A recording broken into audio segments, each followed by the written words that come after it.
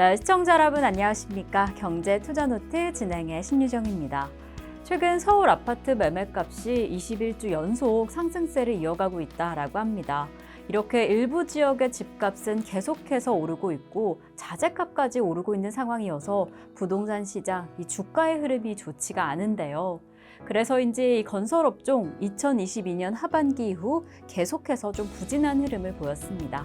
하지만 최근에 금리 인하에 대한 기대감도 점차 커지고 있고 이러한 상황이라면 주가 이제 저점에 이른 게 아니냐라는 이야기가 나오면서 건설주 반등의 시그널이 확인이 되는데요.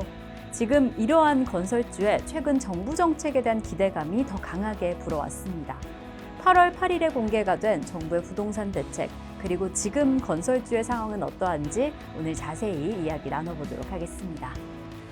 최근에 이 서울뿐만 아니라 일부 선호 지역들의 아파트값 말 그대로 천정부지로 치솟고 있습니다.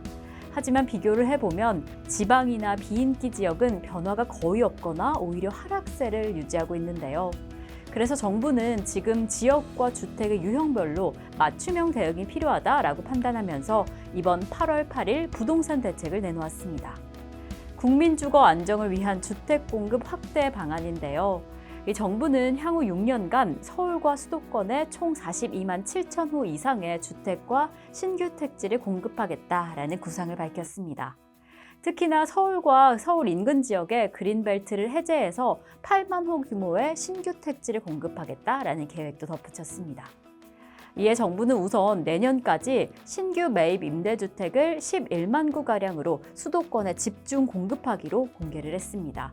이 기존 공급 목표인 9만 가구에서 2만 가구 추가적으로 늘린 정책입니다. 그래서 이번에 추가적으로 매입이 될 물량은요, 수도권에 거주하는 신혼부부 그리고 신생아 가구에게 주로 공급이 된다라고 합니다. 그래서 이번 정책 관련해서 어떤 내용들이 있었을지 일부 중요한 내용들 하나씩 확인을 해보겠습니다. 첫 번째, 우선 정부는 도심 내에 아파트 공급 확대를 위한 대안을 내놓았습니다. 이 정비 사업의 절차를 간소화하기 위해서 재건축 그리고 재개발 촉진법을 제정한 건데요.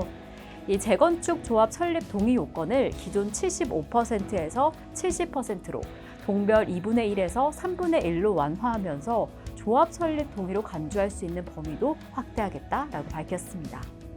그리고 두 번째 중요한 내용, 이 수도권을 중심으로 공공 신축 매입을 25년까지 11만 호 이상으로 집중 공급할 계획이라고 밝혔습니다.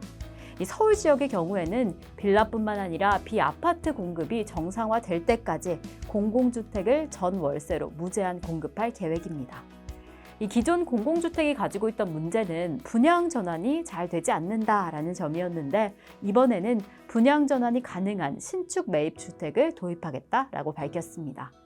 그래서 공공 신축 매입 11만 호 가운데 최소 5만 호 이상을 분양 전환으로 공급하겠다라는 계획입니다.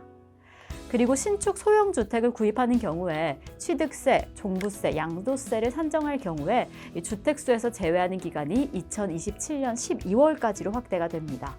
그리고 빌라 등 비아파트 구입자가 청약을 하게 되면 주택 소유로 불이익을 받지 않도록 무주택으로 인정을 하는 비아파트 범위를 확대해서 이 실수요자를 위한 혜택도 더한 상황입니다. 그리고 다음으로 이번 정책에서 가장 이슈가 되는 부분 중에 하나가 바로 그린벨트 해제입니다. 이 서울과 수도권 인근 지역에 그린벨트를 해제해서 주택 공급을 확대하겠다라는 계획인데요. 이 서울의 그린벨트 해제는 과거 이명박 정부 시절에 2012년 이후 12년 만의 계획입니다. 기존 그린벨트 가운데서 녹지의 기능을 상실한 지역에 한해서 개발을 허용함으로써 이 신혼부부와 청년들을 위한 주거지를 공급하겠다라는 계획인데요. 해당 계획에 따르면 신혼부부가 소득과 관계없이 10년간 전세로 거주한 이후에 그 이후 아이를 출산하게 되면 최대 20년까지 거주를 할 수 있게 되고 만약 2자녀를 출산한다라고 한다면 20년 이후에 시세보다 10에서 20% 저렴한 가격으로 매입할 수 있게 만드는 계획입니다. 이러한 계획도 요새 정말 심해지고 있는 저출산 문제를 해결하려는 이 정부의 강력한 정책으로 보여집니다. 지금 이렇게 서울과 수도권 후보지들 총 8만 호를 다가오는 2025년까지 발표를 하고 추진하겠다라는 계획입니다. 서울시는 이러한 노력을 통해서 앞으로 총 6년간 13만 가구를 착공하겠다라는 입장을 덧붙였습니다. 이에 이기봉 국토부 주거복지정책관은 빌라와 같은 비아파트 공급이 위축된 상황 속에서 도심 내 우량주택이 신속하게 공급을 하게 하고 신축 매입 임대주택 사업을 더욱 확대할 계획이라며 지방자치단체와 관련 기관과도 적극적으로 협력하겠다라고 덧붙였습니다. 이렇게 정부가 그린벨트를 해제하고 주택과 신규 택지를 공급하겠다는 구상을 밝힌 이후에 정말 말 그대로 건설주가 들썩였습니다.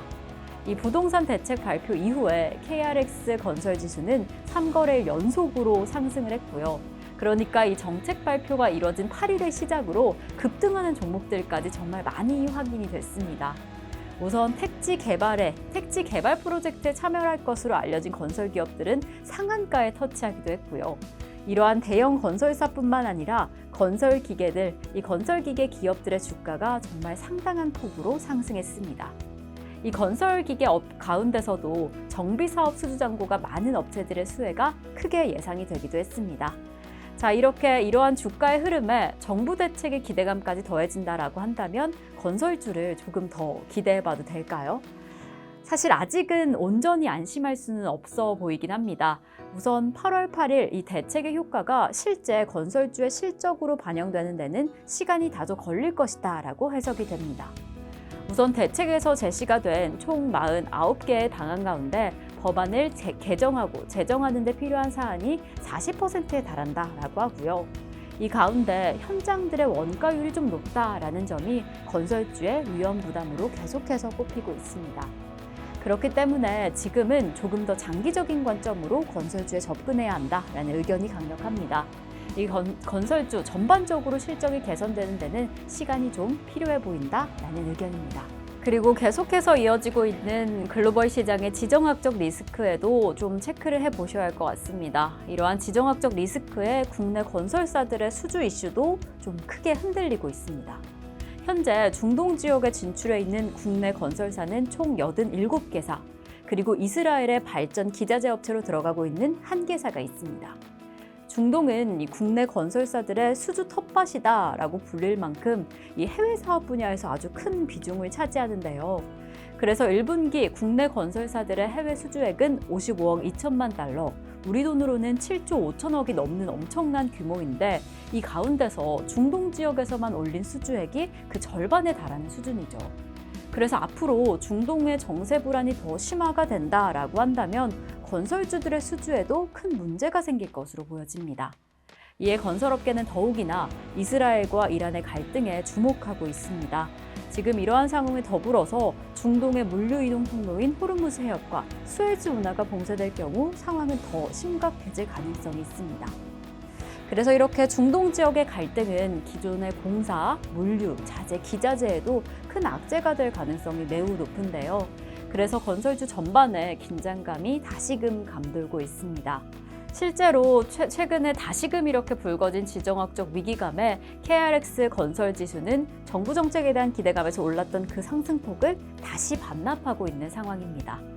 이렇게 2분기 실적부터 중동의 변수까지 건설업계의 변동성은 다소 강력해 보이는 만큼 지금 이 시점에서 정책이 부작용 없이 사회의 문제도 해결하고 건설업계에도 다시 힘을 내줄 수 있을지 살펴보시는 게 중요할 것 같습니다.